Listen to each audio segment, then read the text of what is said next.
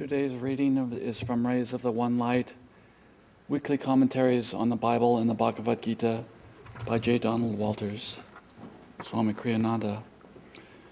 Week 15, to each according to his faith. Truth is one and eternal. Realize oneness with it in your deathless self within.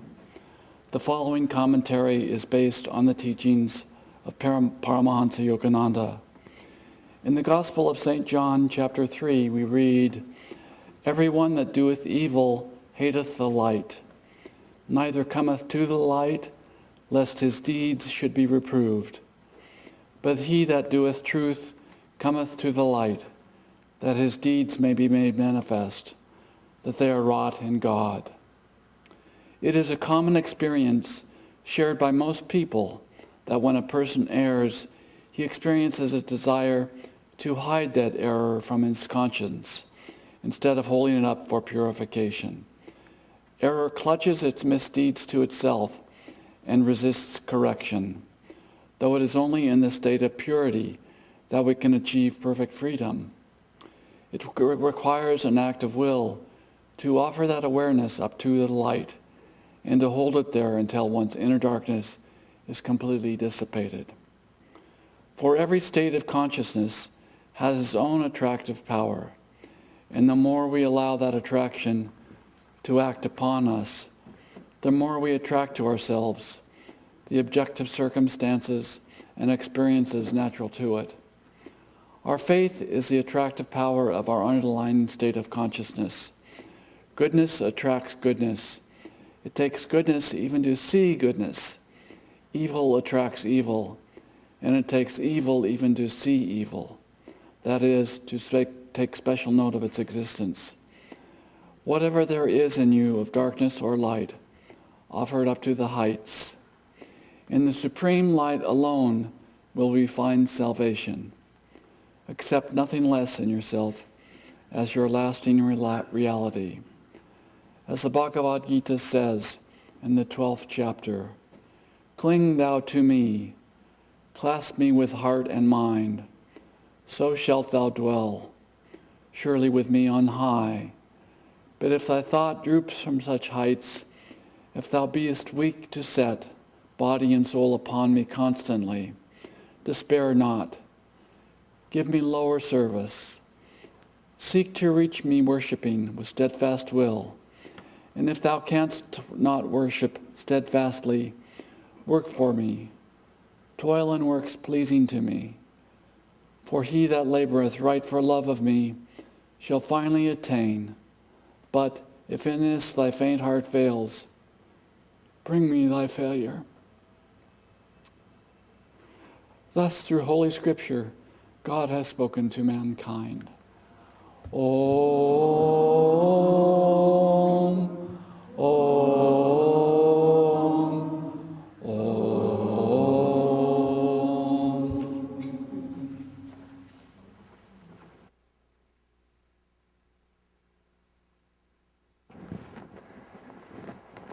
It's one of the sweetest passages of the Gita. Bring me thy failure. I can do that. Welcome back from India, Kathy. I see you there. Enjoyed your Facebook postings. I woke up like a piece of toast a little after 4 this morning. Part of my mind said, "No, you don't want to do that. No, don't get up." And I thought of this bumper sticker I saw. It said, "Keep the dream alive. Push the snooze button."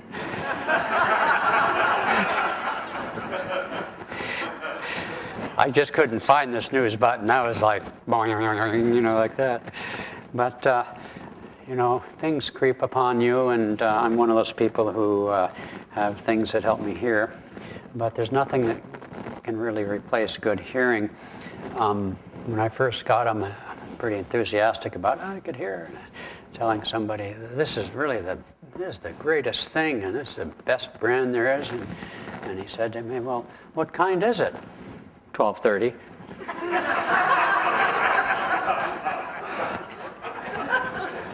Robin, you didn't get the joke. Sean will tell you.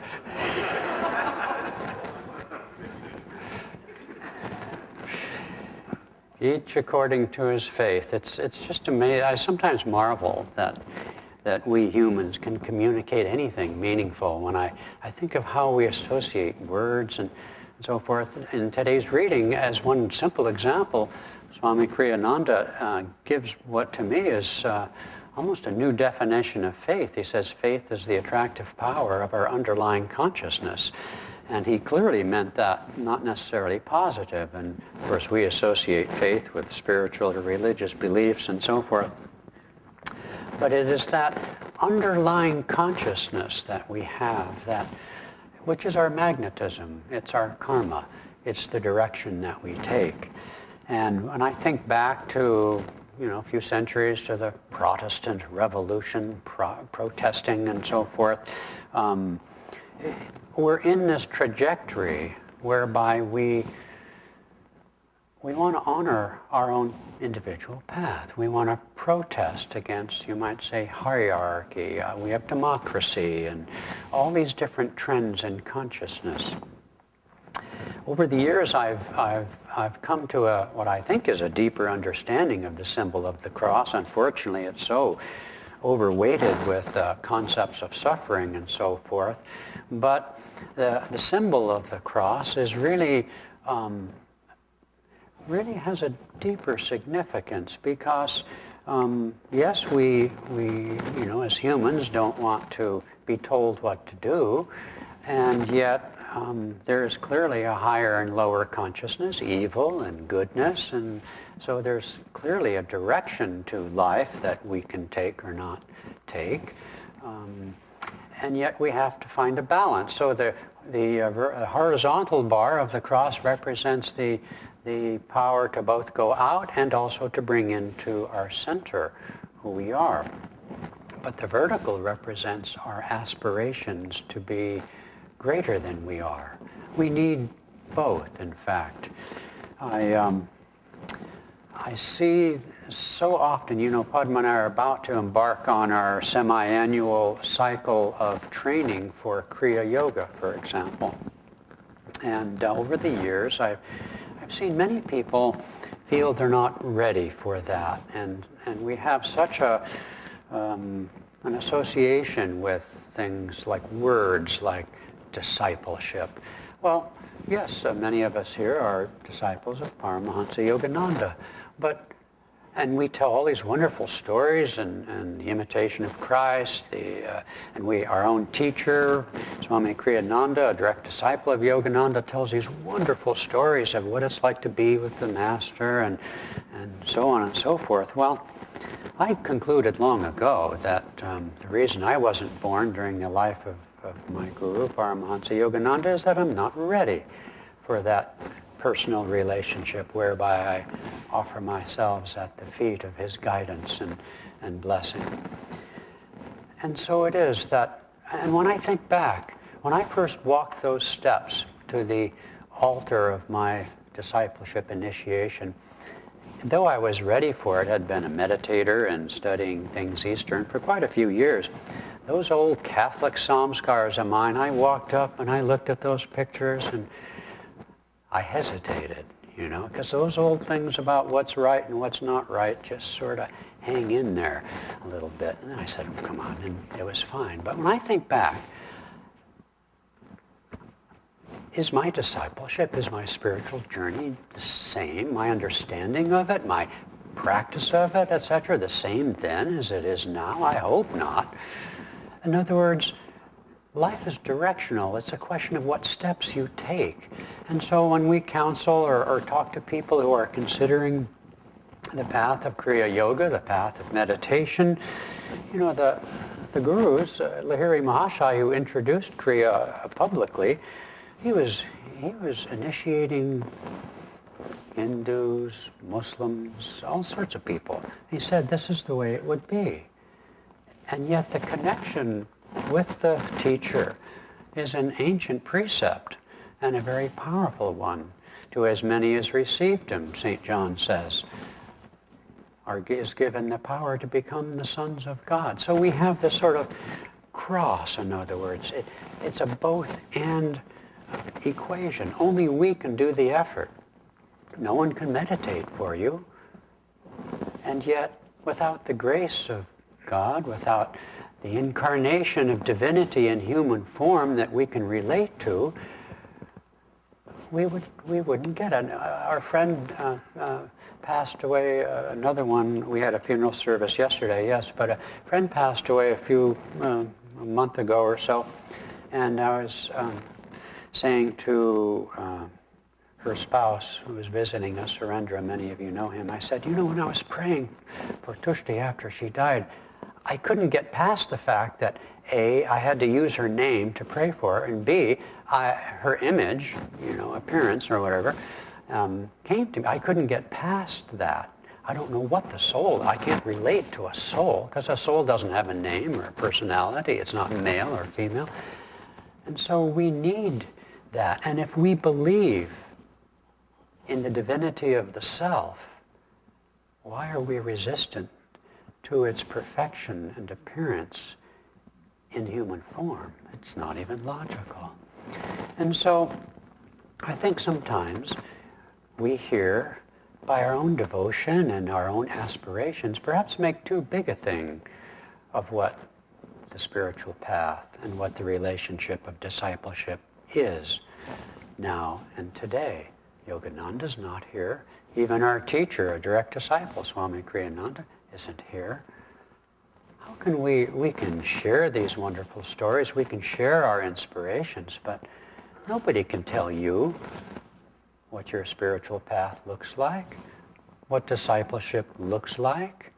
When you go to the altar in marriage, some people are all gung-ho and some people have their silent hidden doubts, but neither of them have any ability to predict the outcome. Why should we think the same with our spiritual path? The important thing is that we take the steps. We don't have to know the outcome. We cannot know the outcome. We speak in our training of discipleship that the precept, the teaching from India is that from the time of our first creation, we don't even know when that was, that there is ordained, as it were, that instrument, that vehicle, which will be our salvation, which will be that which leads us back to God. Well, I'm happy to believe Yogananda is my Satguru, which is the term used, but do I know that? I'll never know that till I'm free. Don't you see?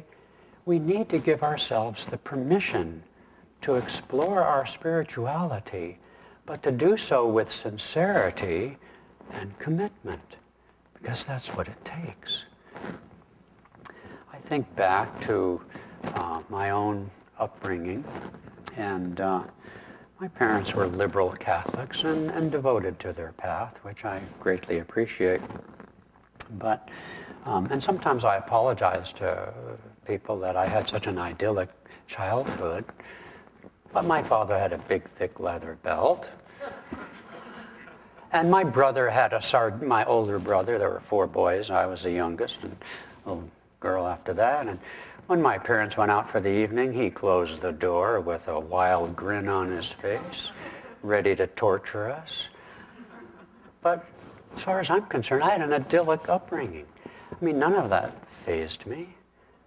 And so, and then there are others, of course, who haven't had that blessing, who have perhaps been abused or had trauma of one sort or another. Think of what's going on in the world. I mean, I don't even want to talk about those things, but talk about trauma. But we can't measure their trauma by ours. Ours could be entirely psychological. So we come at this in many different ways. I've always been grateful that my mother, though devoted to her children and kind and so forth, she always had an air of detachment. I'm sure she had some yoginess in there somewhere. And she was very appreciative of the path that I chose and well devoted to her own. And I know today the more modern thing is to hover and smother, but I appreciate the fact that she was detached in that way. But so you see, not everyone we don't have the same experiences. We couldn't have the same experiences. And so we're reaching for the equator of equilibrium and centeredness and oneness, but we might be coming from the north or coming from the south. And we just have to walk that path. There's just no other choice, each according to their own faith. And this reading of the Bhagavad Gita is just so embracing of each and every one of us. And, you know, we have to walk that path. And so, one, not to be judgmental, mostly on ourselves. What other people think of us most of the time is of our own imagination. And if they're crude enough or whatever to tell us what they think of us, well, it's their problem. Because down deep, and this is the teaching that is coming into the world, is it's not about original sin. It's about who we really are. No matter where we've been, no matter what we've done, Sri Yukteswar said the lives of all men are, past lives of all men are dark with shame. Forget the past. What you do now will determine your progression. Life is a direction. Our teacher, Swami Kriyananda, in his life work and trying to apply the principles of these teachings in a very practical way, termed it directional psychology. And I don't know a whole lot about psychology, so don't bother to correct me if I'm wrong, because I won't listen anyway. I understand there's something called behavioral psychology. Well, I don't know really what that is, but it sounds right to me. In other words, there's a place for psychoanalysis, for sure. We do that anyway. We can't help it. But the more important part is what Sri Yukteswar said. Learn to behave. If we behave in the present moment, which what does that mean? It's not about outward standards of behavior. It's about being centered in yourself, acting from your center with calmness, as much calmness as you can bring to bear on the situation, and do, as I said at Easter, the best you can. Be the best you can be under those circumstances. And if you take steps in right directions with sincerity and commitment, you can never really go wrong. You know, one of Kriyananda's brother disciples, monks, back at Mount Washington in the late 40s, he didn't stick around long, but he had either a dream or a vision, he reported to Yogananda, in which he had been with Yogananda like 10,000 years ago or whatever it was on the continent or island of Lemuria. I don't know anything about Lemuria, so don't ask me about that either. But in any case, Yogananda validated the insight. He said, oh yes, that's a true dream or vision. Kriyananda was just mortified. He said, oh my, thinking of himself, not his brother monk. He said, does it always take that long? Yogananda said, yes. Desire for name and fame and other things draws the devotee away. And then we come, there was one disciple there at the ashram where, I think it was a woman, who Yogananda said that if she had stayed resisting temptation for whatever, to 24 more hours she would have made it through that test.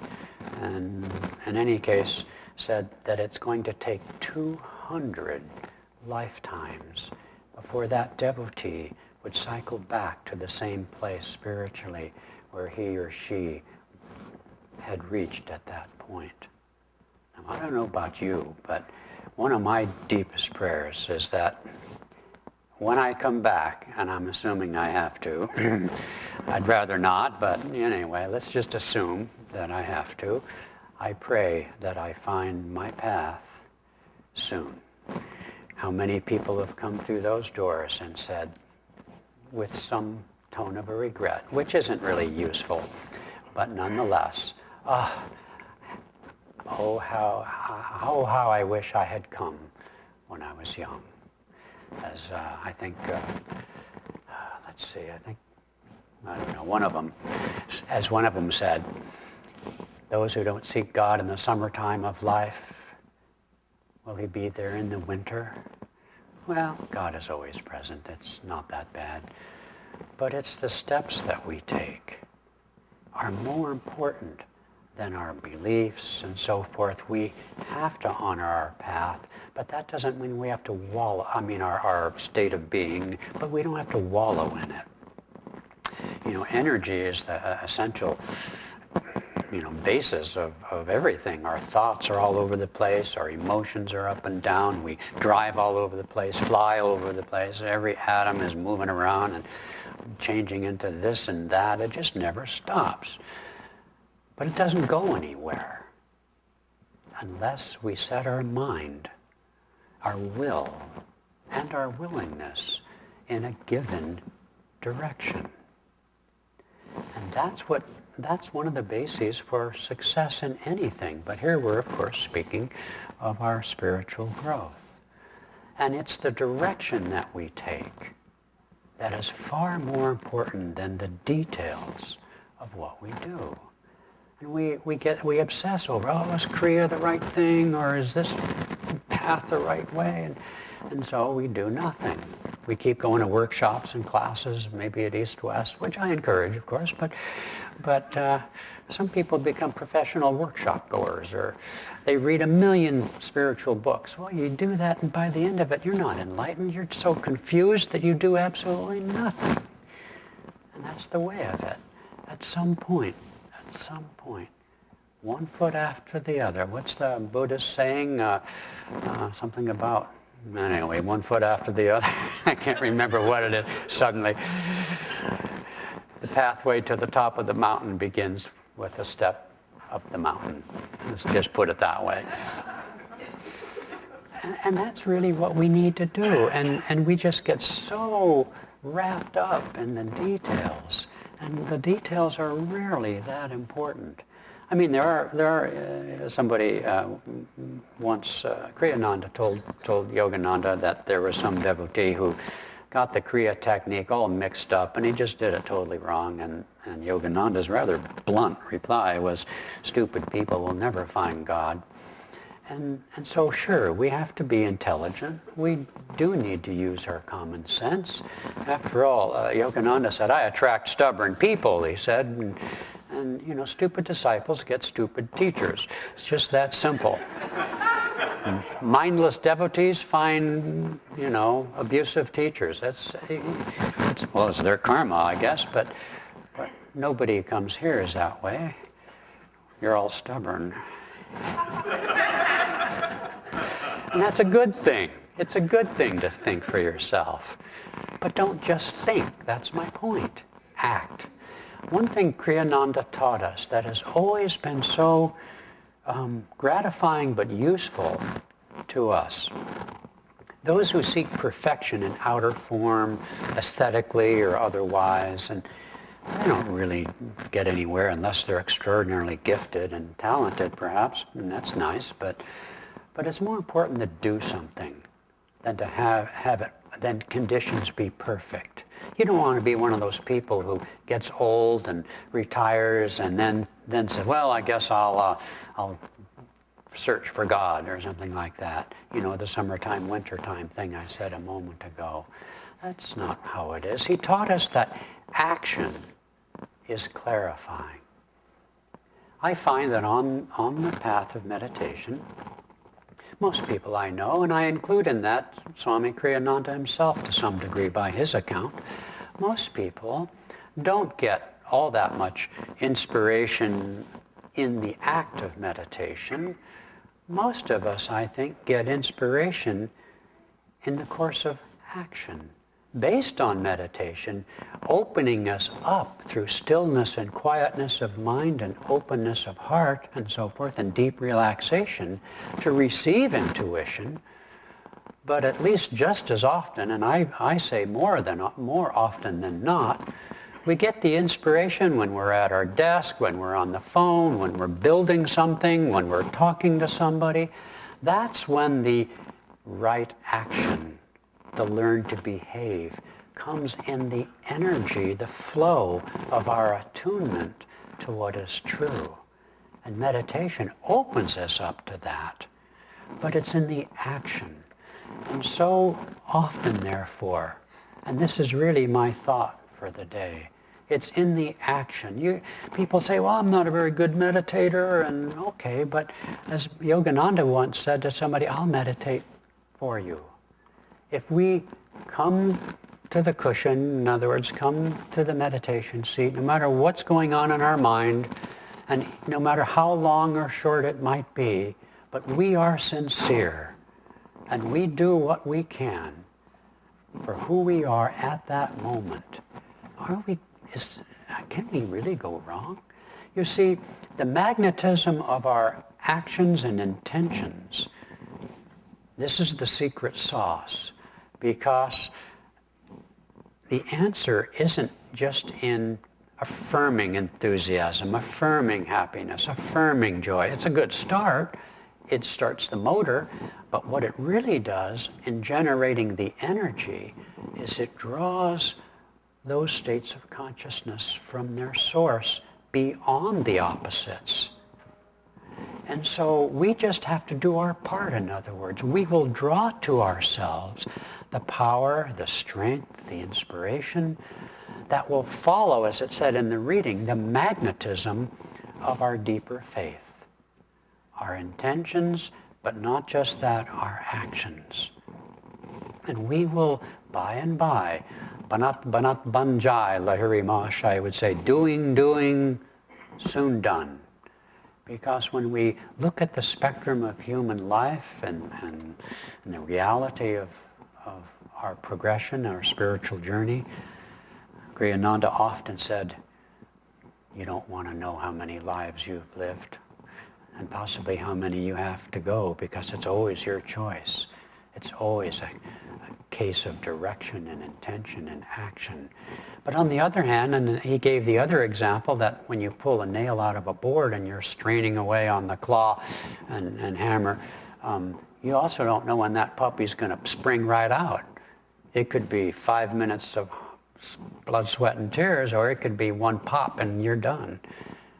And you study the lives of disciples everywhere, Doubting Thomas, all sorts of rascals. Milarepa, a great story of the Tibetan yogi. Valmiki, the writer of the Ramayana, who is a criminal. You don't know how close or how far you are. And certainly don't think you know how close or far anybody else is. In fact, we're this close. It's just one shift of consciousness away. In the center of our own heart and soul lies the divine presence, the living Christ. And through meditation, which is the great gift to the world at this time of intensity and confusion and doubt and great suffering and evil and so forth, the great gift to civilization for those who have ears to hear. I don't hear so good, but I can see, is that the truth lies within us. The happiness we seek is right here and right now. And this is a great gift. We only have to take the steps in that direction. And don't ever think that when God sends somebody in human form, in our lifespan, in our language, in our country, with as great and balanced and broad and serviceful teaching and practical techniques, such as we are blessed to have, both here and in the general run of yoga and meditation, that's no coincidence. That's God reaching out to lend us a hand. And we think we have to do it all by ourselves, or we're not sure about that hand. Will it bite us or slap us or whatever? Well, life will slap you. If you haven't figured that out, come talk to me afterwards. I'll slap you. You'd have to be an idiot not to know that already. To look around you. If you haven't been slapped, look at the millions who have. Billions, really. And so this is a great gift. Don't turn away from this gift. Take the steps. Make the commitment. Bless you.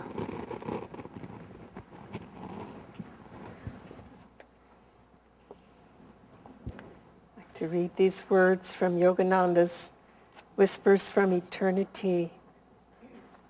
demand for union with the Almighty. O Father, behold me through the pores of the sky. Smile at me through the twinkling stars. Strengthen me through the sun. Calm my feelings through the moon. Caress me through the breeze. Love me through my love. Throb in me through my heart. Breathe thine immortality through this mortal frame of mine. Speak through my voice. Help others through my hands. Use my mind to inspire them. Breathe through my breath. For within this fragile viol, thou alone can sing thy complete, eternal song.